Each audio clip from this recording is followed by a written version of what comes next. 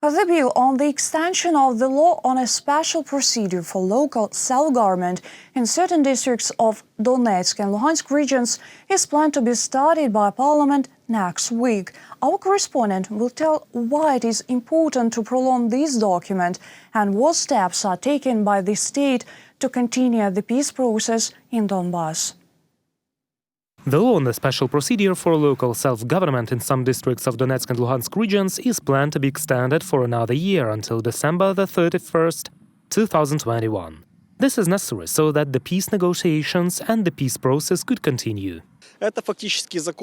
In fact, it is a law on the peculiarities of local self-government in Donbas, and while these territories have not been returned to Ukraine, this should be treated as a political step, and the purpose of this step is to create a comfortable opportunity for negotiators. In other words, we demonstrate that Ukraine is ready to act within the frameworks of the obligations taken earlier. In fact, the text of the law proposes to change the figure 2020 to 2021.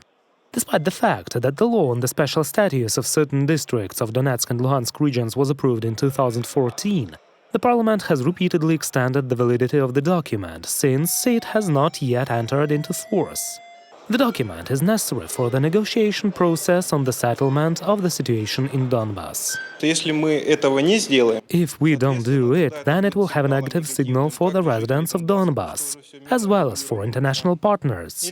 We want to further resolve the situation. We want the law to come into force. We will do everything for this.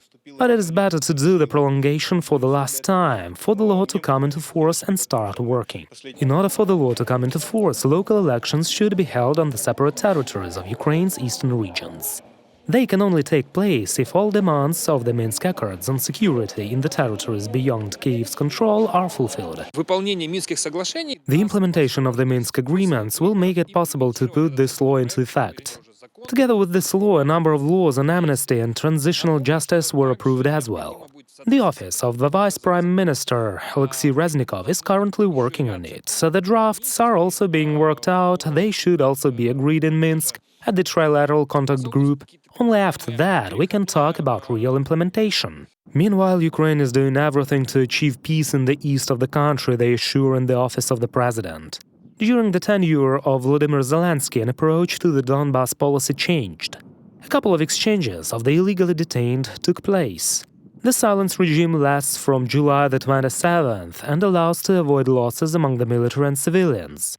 Ukraine has provided citizens living in temporarily uncontrolled territories with a full social package. Applicants were given the opportunity to enter universities according to a simplified procedure. The infrastructure has also improved. The bridge near Stanitsa Luhanska was restored, they reconstructed and created new checkpoints. A service center is going to be opened at every checkpoint.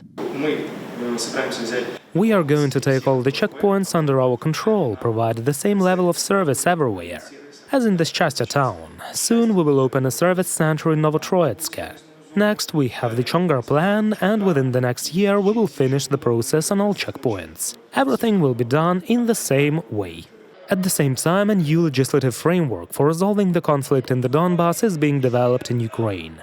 According to MP Alexander Kachura, next year they are going to present a plan to ensure the peace process.